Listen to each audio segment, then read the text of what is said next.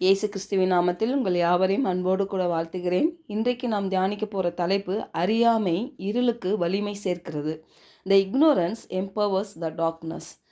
வசனம் எபேசியர் 4:18. அவர்கள் புத்தியில் அந்தகாரப்பட்டு தங்கள் இருதய கடினத்தினால் தங்களில் இருக்கும் அறியாமையினாலே தேவனுடைய ஜீவனுக்கு அந்நியராயிருந்து.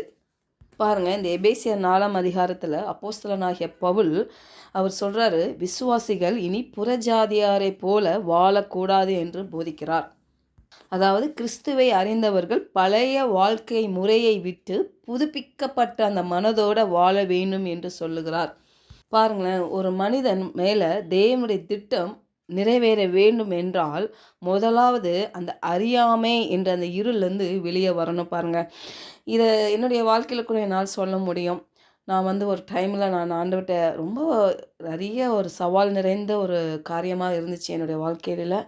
அப்போ ஆண்டவர்கிட்ட நான் காரியத்தை கேட்கும் பொழுது, இது எதனால் இவ்வளோ ஆண்டுகளாக உண்மை நாங்கள் ஆராதிக்கிறோம், துதிக்கிறோம், உடைய வார்த்தையை கேட்குறோம், ஆனால் இந்த இடத்துல ஒரு பெரிய மாற்றத்தை என்னால் பார்க்க முடியல, இது எதனால் அப்படின்ற மாதிரி ஆண்டவர்கிட்ட நான் கேட்குறப்போ ஆண்டவர் எனக்கு வெளிப்படுத்தின ஒரே ஒரு வார்த்தை தான் சொன்னார்ப்பாங்க, இக்னோரன்ஸ். ரொம்ப ஆச்சரியப்பட்டு போனேன். அப்போ அறியாமை, நான் நினச்சிக்கிட்டேன் இத்தனை ஆண்டுகளாக பிறந்தலேருந்து பார்த்தீங்கன்னா நான் ஒரு கிறிஸ்துவ குடும்பத்தில் தான் பிறந்தலேருந்து நான் கர்த்தரை அறிந்திருக்கிறேன், ரட்சிக்கப்பட்டேன், ஞானஸ்தானம் பெற்றுக்கொண்டேன், அக்னி அபிஷேகம் பெற்றுக்கொண்டேன். பாருங்கள், ஆனால் அறியாமைன்றவொன்னே எனக்கு உண்மையில் தூக்கி வாரி போட்டுச்சு. என்னடா இது அப்படி இந்த வார்த்தை எனக்கு வந்துச்சு அப்படின்னு. நம்ம அநேகர் அதை தான் நினச்சிட்ருக்கோம். நம்ம கிறிஸ்துவை அறிந்தோம், ரட்சிக்கப்பட்டோம், ஞானஸ்தானம் பெற்றுக்கொண்டோம், ஆவிக்குரிய வாழ்க்கையில் தான் நடக்கிறோம்னு நினைக்கிறோம். ஆனால் அறியாமையிலே வாழ முடியும் என்று நானே உதாரணம் பாருங்கள். அதனால் இந்த அறியாமை குறித்து கொஞ்சம் நம்ம பார்த்துட்டு அதுக்கப்புறம் இதுலேருந்து நம்ம எப்படி கர்த்தர் நம்மளை விடுவிக்கிறார் என்றதை நம்ம பார்க்கலாம். இந்த வசனம் பார்த்திங்கன்னா ஒரு மனிதனுடைய பிரச்சனை வெறும் அவனுடைய அறிவு குறைவு மட்டும் கிடையாது, அது ஆவிக்குரிய அறியாமை என்பதை காட்டுகிறது. ஹல்லேலூயா. இதில் பார்த்தீங்கன்னா ஒரு 3 காரியம் நம்ம பார்க்கலாம். ஒன்று, சிந்தனை இருளடைகிறது. அப்படின்னா உண்மையை பார்க்க முடியாத ஒரு நிலை, நிஜத்தை பார்க்க முடியாத ஒரு நிலை. நம்ம நினைக்கலாம் நம்ம ஆவிக்குரிய ரீதியில் தான் நம்ம வாழ்கிறோம், நான் மறுபடியும் பிறக்கப்பட்டிருக்கிறேன் அப்படின்னு நம்ம நினைக்கலாம். ஆனால் பாருங்கள், இந்த உண்மையை தேவனுடைய சத்தியத்தை நம்ம சரியாக பார்க்கவில்லை என்றால் வெளிச்சம் இருக்குது, ஆனால் நம்ம கண்கள் மூடப்பட்டிருப்பது போல இருக்குது. அதுதான் சிந்தனை இருளடைகிற ஒரு காரியம் பாருங்கள். ஏன்னா அநேக வேளையில் நம்ம சிந்தனை என்ன சொல்லுகிறதோ, நம்ம சரீரம் என்ன சொல்லுகிறதோ அதை தான் செய்கிறவர்களாக இருக்கும் பொழுது பாருங்கள், நம்ம இந்த இக்னோரன்ஸில் இருக்கிறோம். கொலோசியர் 1:13 பாருங்களேன், இருளின் அதிகாரத்தில் நின்று நம்மை விடுதலையாக்கி தமது அன்பின் குமாரனுடைய ராஜ்யத்துக்கு உட்படுத்தினவருமாய் இருக்கிற பிதாவை ஸ்தோத்தரிக்கிறோம். அப்போனா இருளின் அதிகாரத்திலிருந்து நம்மளை விடுதலையாக்கி விட்டார். அப்போ நம்ம சிந்தனைகள், நம்ம சரீரம் தேவனுடைய வார்த்தைக்கு எதிராய் செயல்படும் பொழுது நம்ம சுலபமாக அதை நம்ம பகுத்தறிய முடியும். அதுலேருந்து நம்ம அந்த சிந்தனையை நம்ம மேற்கொள்ளுகிற அந்த வல்லமை தேவன் நம்மளுக்கு கொடுத்திருக்கிறார். ஹல்லேலூயா. இரண்டாவதாக, அந்த அறியாமை என்பது தேவனை பற்றிய அந்த உண்மையை அறியாத நிலை இல்லை. பாருங்கள், ஒருத்தங்க நல்ல ஒரு புத்திசாலியாக இருக்கலாம், ரொம்ப திறமை வாய்ந்தவர்களாக இருக்கலாம், ஆனால் அவங்க தேவனுடைய சத்தியத்தை அவங்க அறிந்து கொள்ளவில்லை என்றால், ஒருவேளை அதை நிராகரிக்கிறவர்களாக இருந்தால் அந்த ஆவிக்குரிய அறியாமையிலே இருக்க முடியும். பாருங்கள், நம்ம சபையில் நம்ம நாட்டப்பட்டிருக்கிறோம், சில கூடுகையில் நீங்கள் சேர்ந்திருப்பீங்க, இணைந்திருப்பீங்க. ஆனால் அந்த சத்தியத்தையெல்லாம் நீங்கள் நிராகரிக்கும் பொழுது அந்த ஆவிக்குரிய அறியாமையில் இருக்க முடியும். பாருங்கள், சத்தியம் நம்மளுக்கு போதிக்கப்படுகிறது, அதை நம்ம கேட்குறோம், அதை கேட்டு அப்படியே விட்டுறக்கூடாது, அதன்படி நடக்க நம்ம முயற்சிக்கணும். பரிசுத்த ஆவியானோட உதவியோடு அதை நடக்கணும். பாருங்கள், அப்போ தான் பாருங்கள் அந்த சத்தியம் நம்மளை விடுதலையாக்குகிறதா இருக்குது.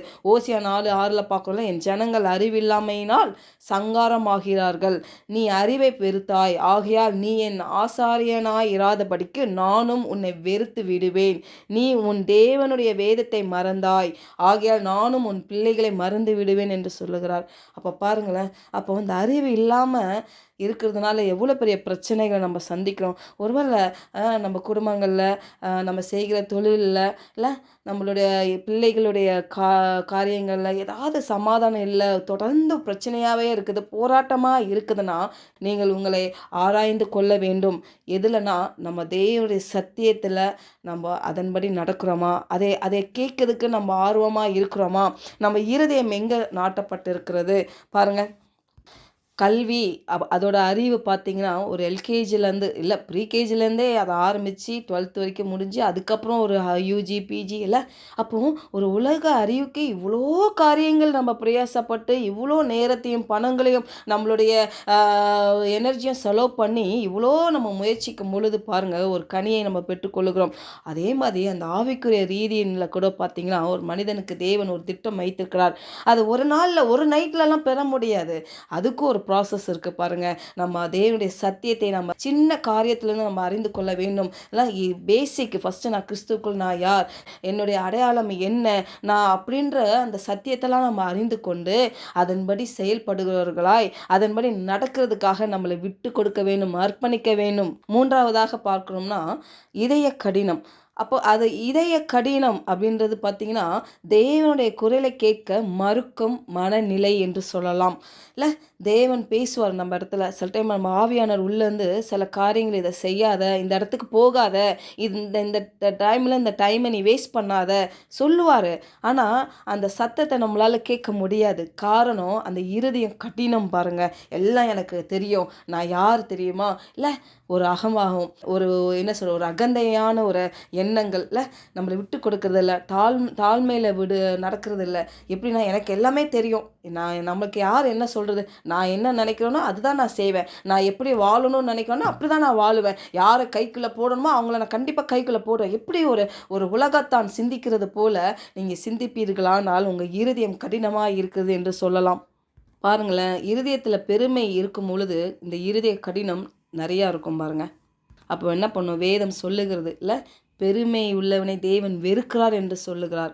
பாவியை கூட மன்னிச்சிறாரு, ஆனால் பெருமை உள்ளவனை பாருங்க வேதம் சொல்லுகிறது அவர் வெறுக்கிற தேவனாக இருக்கிறார். அப்போ நம்ம இருதயத்தை நம்ம ஆராய்ந்து பார்க்க வேணும். பெருமையில் நிறைந்திருக்கிறதா, இல்லை தேவ சத்தியத்தை கேட்கும் பொழுது நம்ம இருதயம் கடினமாக இருக்குதா இல்லை. பாருங்களேன், வேதாகமத்தில் அந்த இதய கடினம் அப்படின்னு பார்க்கும்பொழுது பார்வோன் நம்ம பார்க்கலாம் இல்லை. தேவன் பல அடையாளங்களையும் அற்புதங்களையும் மோசே மூலயமா அவர் செய்கிறாரு. ஆனால் பார்வோன் பாருங்கள் தனது இதயத்தை கடினப்படுத்தினான் என்று வேதம் சொல்லுகிறது. இதன் எதுக்கு தெரியுமா, அவன் தேவனுடைய சத்தியத்தை ஏற்றுக்கொள்ளவில்லை. அந்த அறியாமையும் அந்த இதய கடினமும் ஒருவரை தேவனிடமிருந்து என்ன பண்ணுது, விலக்கி வைக்க முடியும் என்பது இந்த பார்வோன் மூலயமா நம்ம பார்க்க முடியும். நம்ம யோசிக்கலாம், நம்ம தேவனிடமிருந்து விலக்கி வைக்கிறது இந்த பிசாசுன்னு நம்ம அநேகரை அவனை போட்டு நம்ம சொல்கிறோம். ஆனால் உண்மை யார் தெரியுமா, நம்ம தான். நம்மளுடைய அறியாமை என்ற இருள் தான் தேவனிடமிருந்து நம்மளை விலக்குகிற ஒரு காரியமாக இருக்கிறது. ஏன்னா வசனம் அப்படி தான் சொல்லுது இல்லை, தங்களில் இருக்கும் அந்த அறியாமையினாலே தேவனுடைய ஜீவனுக்கு அந்நியராய் இருந்து பாருங்கள். அப்போது இந்த அறியாமையிலேருந்து நம்ம எப்படி அதை வெளியே வர முடியும் அப்படின்னா பாருங்கள், தேவனுடைய வார்த்தையை தினமும் நம்ம தியானிக்கணும், தினமும் கேட்கணும், தினமும் நம்ம மனதை புதுப்பித்து கொள்ள வேண்டும் இல்லை. சின்ன சின்ன சத்தியங்கள் கேட்கலாம், டைம் இருந்தால் நல்ல 1 மணி நேரம் செய்தியே கேட்கலாம். ஆனால் என்ன ஒரு வருத்தத்துக்குரிய காரியம்னா, இந்த சின்ன ஒரு 10 நிமிஷத்துக்குள்ளே போடப்படுகிற ஒரு மெசேஜை கூட கேட்கறதுக்கு அவங்க நேரம் இருக்க மாட்டேங்குது இல்லை. அந்த இருதயம் தன்னை விட்டு கொடுக்க மாட்டேங்குது, அர்ப்பணிக்க மாட்டேங்குது பாருங்கள்.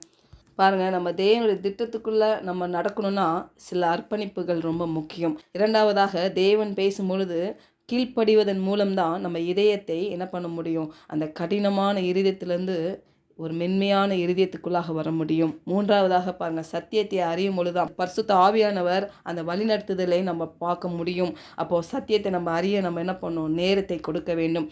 நான்காவதாக தேவனை அறியும் அறிவில் நம்ம வளர முயற்சிக்க வேண்டும். ஹல்லேலூயா. ஜெபிக்கலாம். பரலோக தகப்பனே, இந்த காலை வேளையில் எங்களோடு நீர் இடைப்பட்டதுக்காக உமக்கு நன்றி செலுத்துகிறோம். அப்பா, நீர் எங்களுக்கு கொடுக்க விரும்பும் அந்த சமாதானம், சந்தோஷம், அந்த ஐக்கியம் மற்றும் உம்முடைய ஜீவன் அதை அனுபவிக்க முடியாமல் இருக்கிற இந்த அறியாமை என்ற இருள், அந்த இருதய கடினம் எங்களை விட்டு நீங்கும்படி ஆண்டவரை நாங்கள் செபிக்கிறோம். அதற்காக எங்களை விட்டு கொடுக்கிறோம் ஆண்டவரே. ஆண்டவரே, உம்முடைய வார்த்தையை தியானிக்கவும் ஆண்டவரே, அப்பா உம்முடைய சத்தியத்தை கேட்கவும் ஆண்டவரே, எங்களுடைய மனதை உம்முடைய சத்தியத்தினால் புதுப்பிக்கவும் ஆண்டவரே எங்களை விட்டு கொடுக்கிறோம். பரிசுத்த ஆவியானவர் எங்களை ஆளுகை செய்வீராக என்று இயேசுவின் நாமத்தினாலே ஜெபிக்கிறோம் நல்ல பிதாவே, ஆமென்.